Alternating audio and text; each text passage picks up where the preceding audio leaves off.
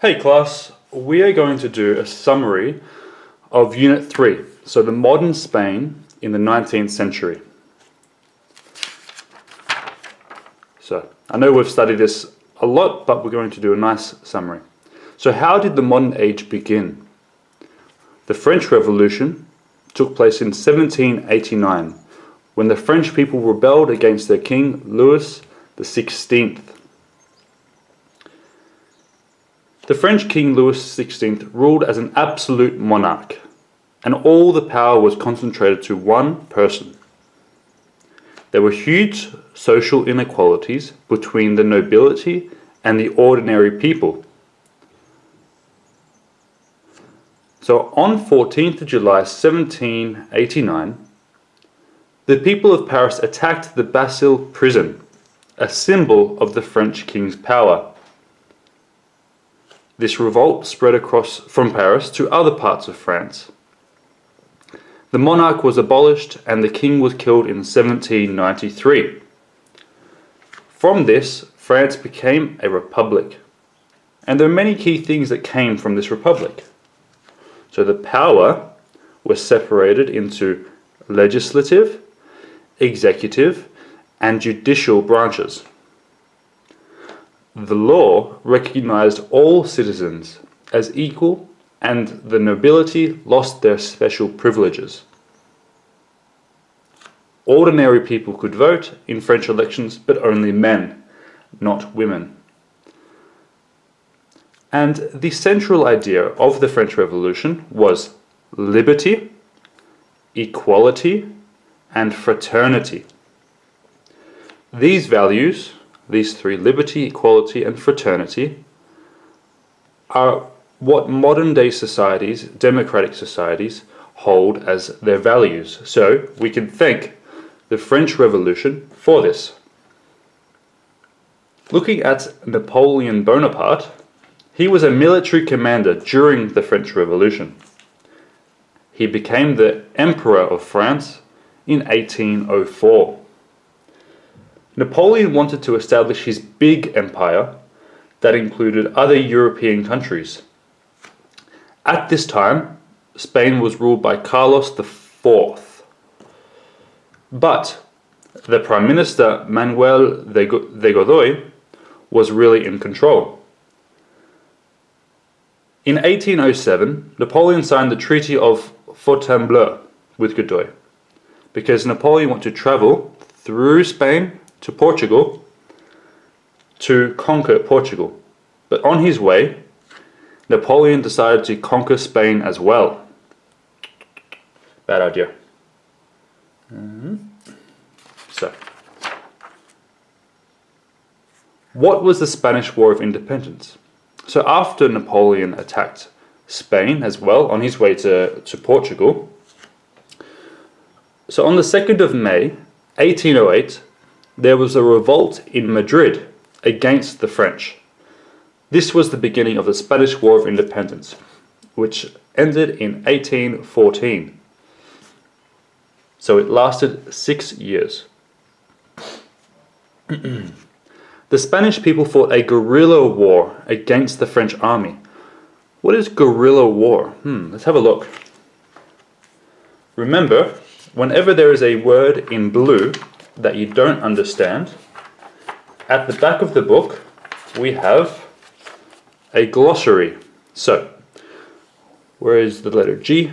Guerrilla war.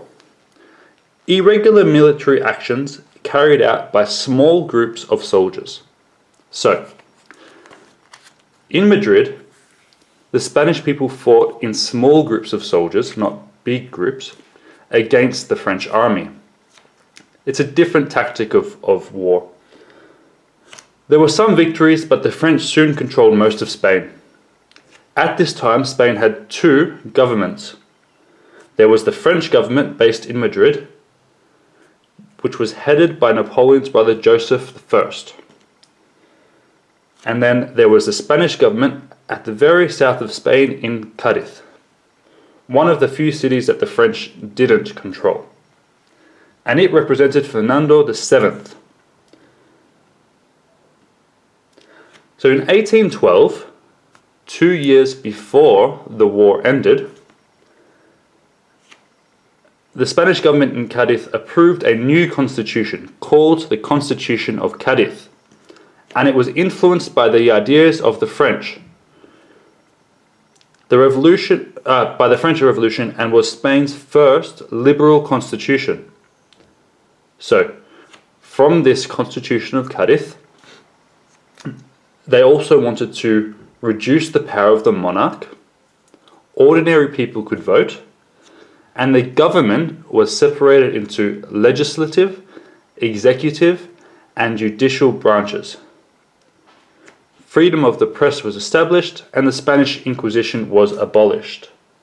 They also wanted to have, as we saw here, liberty, equality, and fraternity. This is all part of the Constitution of Cadiz. Here, what were the Carlist Wars? So the main thing here is to remember is that Fernando VII had a daughter called Isabel, but didn't have any sons. That meant that his brother Carlos would be the next king. However, Fernando VII changed the law so that women could be queen and not only men could be king. Meaning his daughter Isabel could be queen. Fernando died in 1833, when Isabel was 3 years old. But until she was 18, Spain was ruled by her mother, Maria Cristina. The question of this succession caused a series of conflicts called the Carlist Wars. So not everyone was happy that a female could be queen. They wanted the traditional king. So there were two groups. One was Carlists and the other were liberals. So the liberals supported Maria Cristina and Isabel II. Liberals were people who supported the ideals of the French Revolution and the Constitution of Cadiz. They wanted to limit the power of the monarch and the Catholic Church and introduce economic reforms. Again, so the liberals supported liberty, equality, and fraternity, the ideals of the French Revolution. The Carlists supported Fernando VII's brother, Carlos. They wanted him to be king. They were conservatives, so they wanted things to stay the way that they always were in Spain. They did not want to move into a new way of doing things. The First Carlist War began in 1833. It ended with liberal victory in 1839. There were two more Carlist Wars later in the 19th century. So what happened to Spain's empire? So, in the 19th century, Spain controlled most of Central and South America. This country here is Brazil, and it was not owned by the Spanish, it was ruled by the Portuguese. That's why in Brazil they speak Portuguese and not Spanish. Between 1810 and 1825, most of Spain's colonies in America became independent, and there were two reasons why these colonies gained their independence. One, the colonists were influenced by the French Revolution. They wanted more rights and freedom from Spanish control. The second reason is during the War of Independence, Spain was busy fighting against the French over the control of the colonies. Was fighting against the French, so the control over the colonies was weaker than before. This created an opportunity for all of these countries to take back their independence. So, two reasons. One, all of these colonies now are countries. They wanted the same thing that happened from the French Revolution.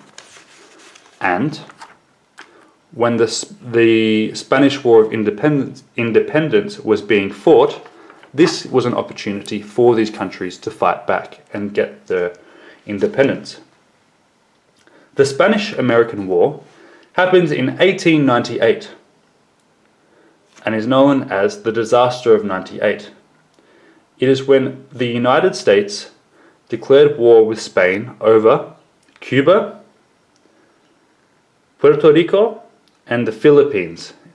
The Philippines is in Asia. Spain didn't want to lose Cuba because it was very rich in natural resources, such as sugar. The United States supported the Cuban independence movement against Spain, and the United States defeated Spain in the war. As a result, Spain lost control, and it was an opportunity for America to also gain some control over Cuba, Puerto Rico, and the Philippines. So how did the economy and society change during this time? There was something very important that happened, which was the Industrial Revolution, which was a series of economic and technological changes that began in Great Britain in the 18th century. Inventions such as the steam engine, so the original train was a steam engine, meant that products could be made in factories instead of by hand. So, industry expanded and became more important than agriculture. As Sergio said in class, what this means, when it says meant that products could be made in factories instead of by hand, let's say traditionally we could make one bottle with hand. So we make a bottle. Using machines, maybe in the same time we can make 100 bottles. So it's much more efficient and we can make more and sell more. So here, so during the 19th century, the Industrial Revolution was taking place across Europe. But it happened more slowly in Spain than in other countries. Spain's economy was based mainly on agriculture for most of the 19th century. However, industry developed in some parts of Spain. There were textile factories. Textile factories is where they manufacture clothes, okay? Which were in Catalonia. Mining was important in Asturias and in Rio Tinto in Huelva. Mining is for natural resources. And the steel industry developed in País Vasco. País Vasco is the Basque country in English. So, transport was also transformed by the invention of the steam engine. Trains powered by coal were developed in the early 19th century. And this meant that things that were manufactured in the Industrial Revolution could be transported much, much quicker. The Industrial Revolution changed how society was structured and organized. So before the Industrial Revolution, we had three classes. There was the clergy at the top, then there was nobility, and the ordinary people. The clergy and nobility owned most of the land and were very rich and had special privileges. The ordinary people paid taxes and didn't have any special privileges. And it was very difficult for people to change class. Maybe if one ordinary person married a nobility, they could move into this class. But that was very rare and very difficult. After the Industrial Revolution, there were still three classes, but this was mostly made on the amount of money you had. So there was the upper class, the middle class, and the working class. The upper class included rich factory owners and bankers, as well as nobility. The middle class included civil servants, lawyers, doctors, merchants, and small landowners. The working class included factory workers and peasants. However, in today's modern age, with education and freedom to start business, people can move up or down depending on how much money you have. So maybe you start in the working class, but you go to university or you get a good education, maybe you start a business, whatever it may be, and you have more money, you can move up to maybe the middle class or even the upper class. In Spain, anyone can try to be the president, which would make you move up in the social class. So what happened in Spain in the late 19th century? So the final years of the reign of Isabel II, remember, Isabel II, oh, too far. Where's Isabel II here, is what started the Carlist Wars. So it's the same person. So the final years of the reign of Isabel II was a period of instability in Spain. There were frequent changes of government and military coups. Ooh, what's military coups? Or military coups? That's another blue word. Let's have a look. What does it mean? Military coup here. When the military tries to take control of a country and change the government. So, there was a lot of instability because changes of government, and the military was trying to take control of the country and the government. Isabel was forced to leave Spain in 1868, and later on she abdicated. Abdicated. What's abdicated? Let's have a look. To abdicate means to stop being a monarch. So, maybe she retired. She stopped. The monarchy was restored in 1874. The period after that is known as the Restoration. So after all these wars, the French Revolution, the Spanish War of Independence, and the Carlist Wars, eventually Spain went back to the old traditional ways of how it was governed. In 1871, Amadeo of Savoy, an Italian prince, became the king of Spain. But he faced a lot of opposition and abdicated, remember, abdicated, in 1873. So he stopped in 1873. So he lasted 2 years. In 1873, the First Republic was proclaimed. However, in 1874, there was a military coup, again, led by General Martinez Campos. This was the end of the Republic. So there was constantly going backwards and forwards in the government control. So in 1874, the Restoration began. Alfonso XII, Isabel II's son, returned to Spain to become king. He organized a political system based on two political parties, the Conservatives and Liberals. Remember, the Liberals, who are they? They supported the ideals of the French Revolution and the Constitution of Cadiz. So limiting the power of monarchy and the Catholic Church. Conservatives are the same as the Carlists. So they don't want change and they supported an absolute monarchy.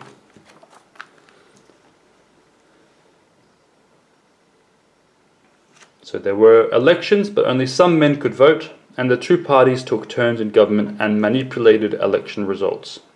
So they manipulated election results so they could get more votes. What artistic movements were there? So, from all of this conflict and changes in government, there were many artistic movements that were a result. So there were three. Romanticism, Realism, and Modernism. Romanticism was a reaction of the Industrial Revolution, and Romantic art focused on subjects such as nature, religion and emotions, revolution and beauty. Examples of Romanticism included the work of Goya. Realism was a reaction against Romanticism. Artists and writers explored the reality of everyday life and often focused on the working class. So, an example of realism included the work of Martí Alsina. I need to practice my names in Spanish. The third was modernism, which emerged in Catalonia and is associated with the architecture of Gaudí. Gaudí was inspired by nature and religion. He often experimented with the different materials such as glass, ceramics and iron. So first, to summarize, there was Romanticism. Realism was next, and which was a reaction against Romanticism. And then after realism, there was modernism. And that's it.